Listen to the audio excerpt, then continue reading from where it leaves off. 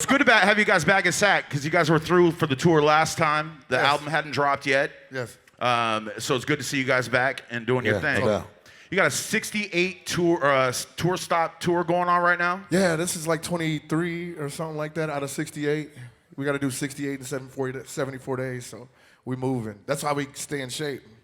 You had what, Bone Thugs with you down in Fresno, I heard? Last night, man, 8,000 people, man, in Selling Arena, homie. You know what I'm saying? That was bonkers. To the point where I heard they had to open the gates early because there were so many people, right? They did. Our meet and greet was like 300 plus. Our meet and greet starts every day from 3 to 4 for all our meet and greet, our VIP fans, you know what I mean? And we had to start at 2 o'clock instead of 3, you know what I mean? Crazy demand, you know what I mean? Yeah.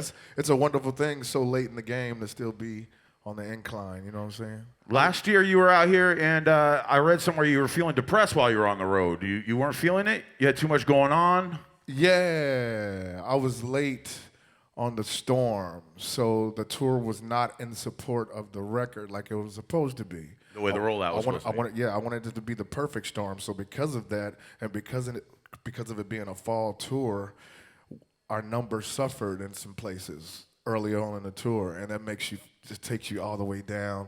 The divorce was getting worse and worse, you know, so everything was just piling up. So I wrote that song while I was out on the road with Marsha Ambrosius of Floetry, Anywhere, you know what I'm saying? I'd rather be anywhere but here, you know what I'm saying? But as I paid attention, where I was still growing, you know what I mean? Even though it seemed like it was getting stagnant, you know what I mean? We're still growing, and now it's even better now because it's sellout after sellout after sellout. And when you see something like last night, 8,000 people sell out, and then you see something like today, you know what I'm saying, in SAC, sell out all the time, sell out.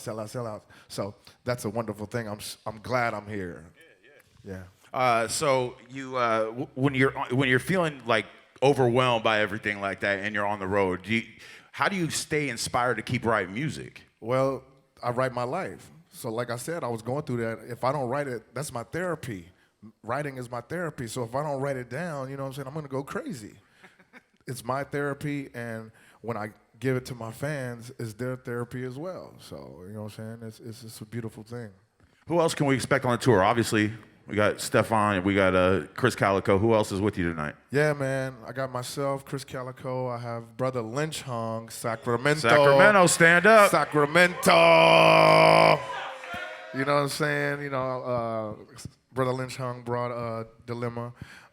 We have Stevie Stone. We have Seth's crew, and we have Darian Saffron, man. You know what I'm sizzling all the way from St. Louis, Missouri. Darian came through the station, I want to say about 6 months ago somewhere. Yeah, it was about that much. Yep. What's life changed for you?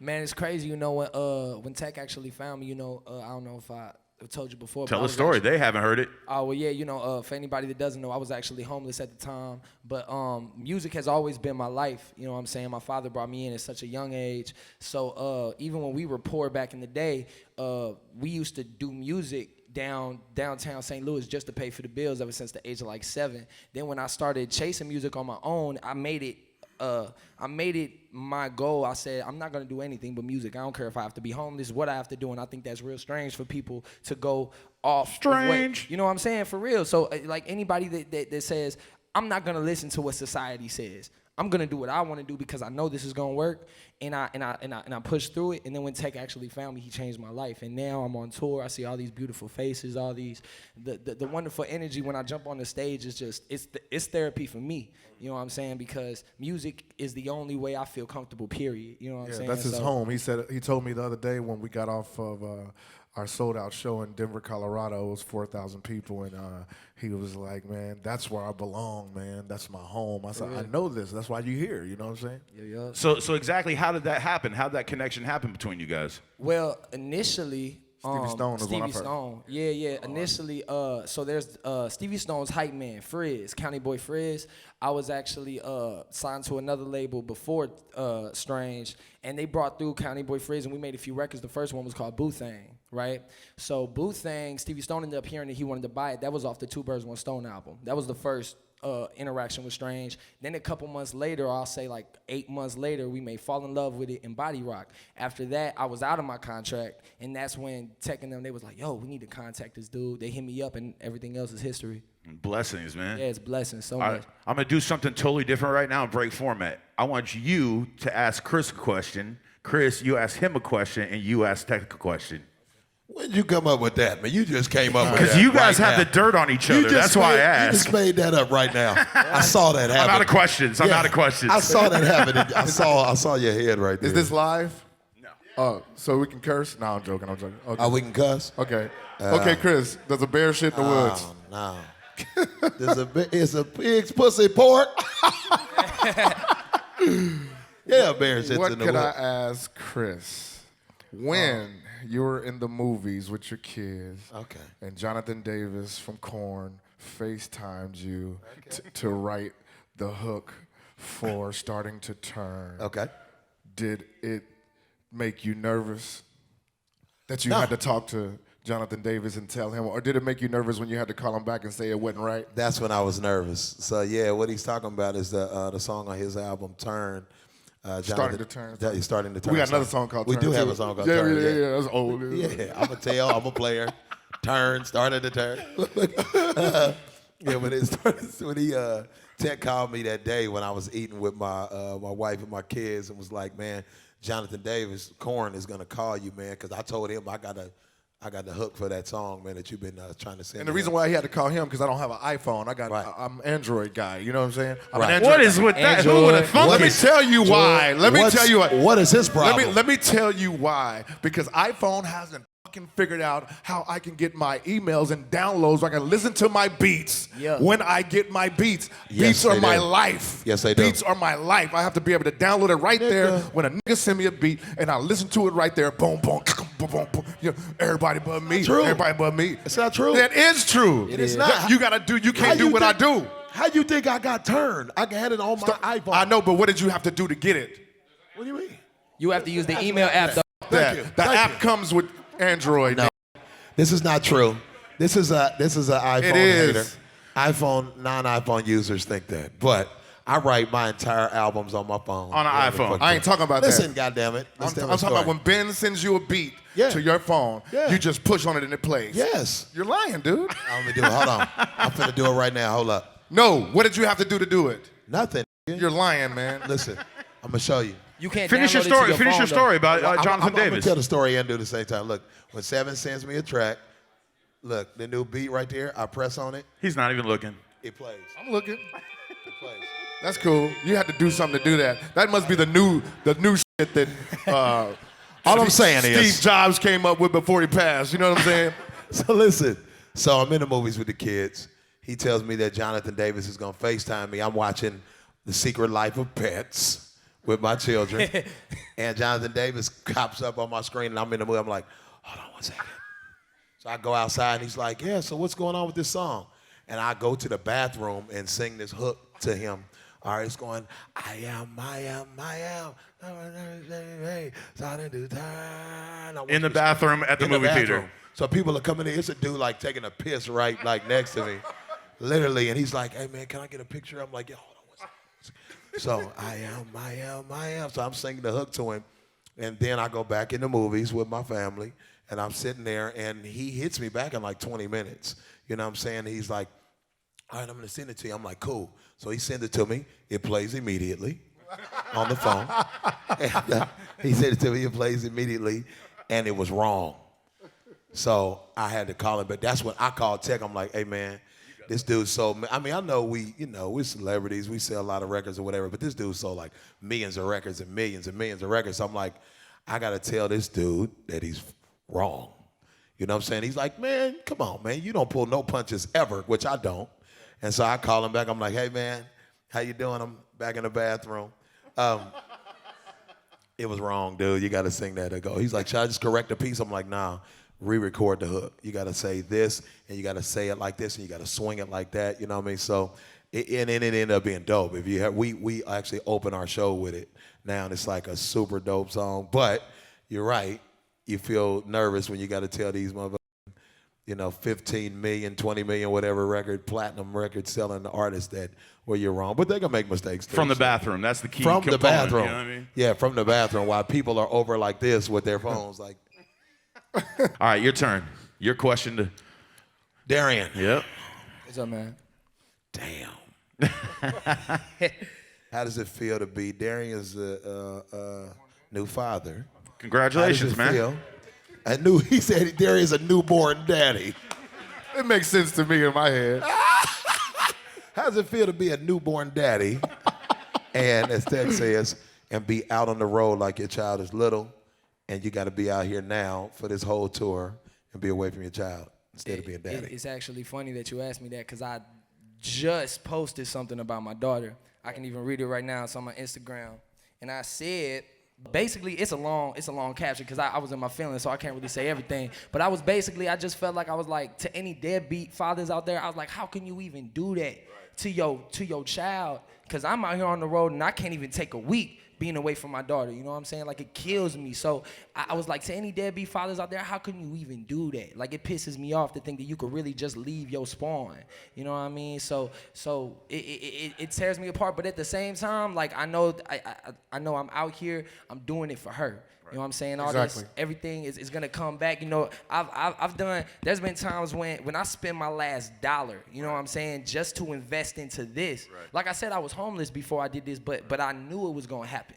So I invest my last dollar because I'm like, yo, I know that this is gonna come back for her. You know what I'm saying? She's You're my investing number into one. her. Yeah, You're making absolutely. sacrifices now that will pay off later. Yeah, Yes, sir. absolutely. Yep.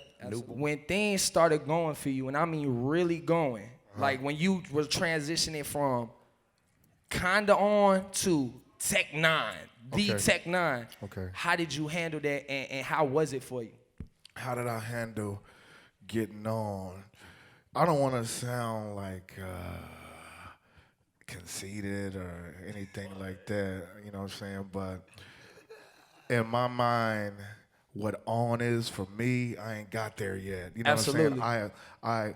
I am blessed to have been on the Forbes list 4 times and more, even more coming and all that, but that don't mean nothing. What means something to me, yes, it's a blessing to infect so many people and in turn be able to build an empire to help other artists out. Yes, that's a blessed position, but for me, myself, being on, I done work with Kendrick Lamar on Fragile. I done work with 2 Chainz and B.O.B. I done been on the Carter 4. I done work with The Doors. I done work with Korn, Slipknot, Deftones, all this. I done did all that. I done been on tour with Jay-Z and 311. You know what I'm saying? I've done a song with Tupac. You know what I'm saying? It's like I've been around, man.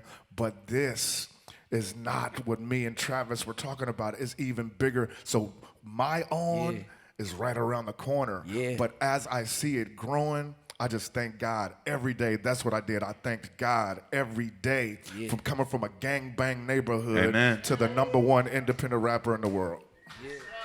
Mic drop. And the interview's over. Yeah.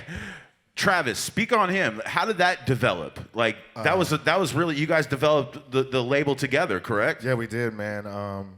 If he never would have asked me, you know, do you want to start a label and do a 50-50 partnership? You know, I don't know what I would have been doing, man. You know, because I had already had major label. I got signed in '93 to. I got to remember all this. I'm sorry, it's so long ago. I got signed '93 to Perspective A&M with Jimmy Jam and Terry Lewis. Then after I got out of that, I got signed with Quincy Jones in '96. You know what I'm saying? '96, '97. You know, and I met Travis late '98. You know what I mean? Because he was funding this clothing company called Paradise Originals. These guys are putting out clothing. And they asked me to do a fashion show because I had a hit song called Planet Rock. Dun, dun, dun, dun. Tech N9ne, it was on the radio, you know what I'm saying? And they wanted me to perform it. Travis saw that and said, I need to holler at this guy. He's been listening to my music since I started. So the day after that, that fashion show, downtown Kansas City outside, the weather was beautiful, it was perfect, you know, women everywhere, it was tight, and I got to perform around the women. I was like, yeah, we go. No, Tonight, man, tonight. So the next day, my boy George Forte said, hey, man, my boss, Travis O'Gwen wants to holler at you. So we went out to his house in Blue Springs. We talked, and he said, Tech, man, I've been a fan of you for a long time, man, and I see your music, and I see it's a lot better than a lot of stuff that's out here already, and I'm just wondering why it ain't out there like it should be. I said, nobody knows what to do with a black dude with painted face and red hair, this, that, and the other, you know what I'm saying? And he said, so what do you think you want to do? You want to do a 50-50 partnership and start a label? And I was like, yeah, I do. And that's how we met, you know what I'm saying? Yeah. You brought up Lil Yachty a minute ago, and I kind of want to get your spin on this. Speaking of black dudes with red hair. Yeah. Oh, yeah. No, that's funny, though.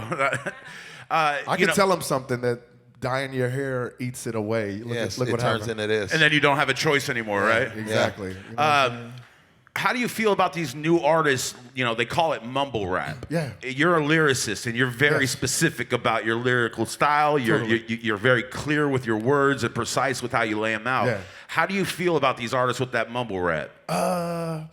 It's a hard question to ask me because I'm a dancer before I was a rapper. So I understand music. I understand melody. I understand all that. You know what I'm saying? So when Young Thug first came out, Metro Boomin want some more, nigga. You know what I'm saying? We were laughing, you know what I'm saying? But as it went on, you started hearing that Young Thug knew melody and melodic music, and it started getting you, you know what I'm saying? Yeah. So I started to like Young Thug after laughing in the beginning. When Lil Yachty come out, I went to my chick, I'm like, are you serious?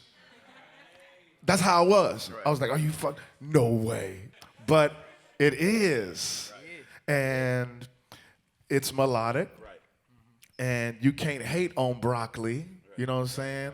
I can't, you know, the other one, I just want you for one night. You know what I'm saying? It's like, it's melodic, and the kids love it. So I get it. You know what I'm saying? It ain't what I do, but I don't bash that man. I don't bash Kodak Black. I don't bash any of these guys, 21 Savage. I don't bash none of them. You know what I'm saying? I love to see people come up out of poverty doing something positive like music, because we could be killing each other instead. True. You know what I'm saying? So while we're laughing and everything, good thing we're smiling about that. Right. And not saying, they don't do what I do, so they whack. No.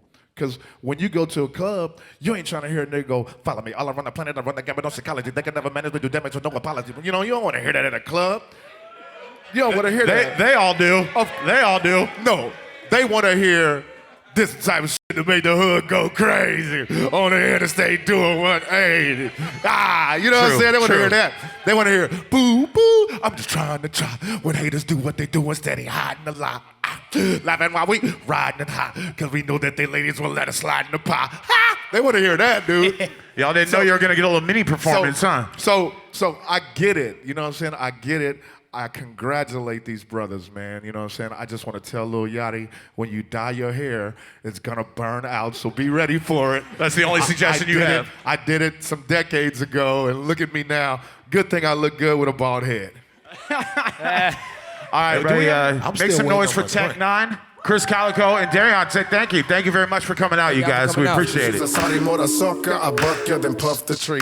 I'm for real. Do I kill it? Certainly so. Your lady say she don't remember ever squirt before. Till she had this player in the middle with what's a flirting Negro.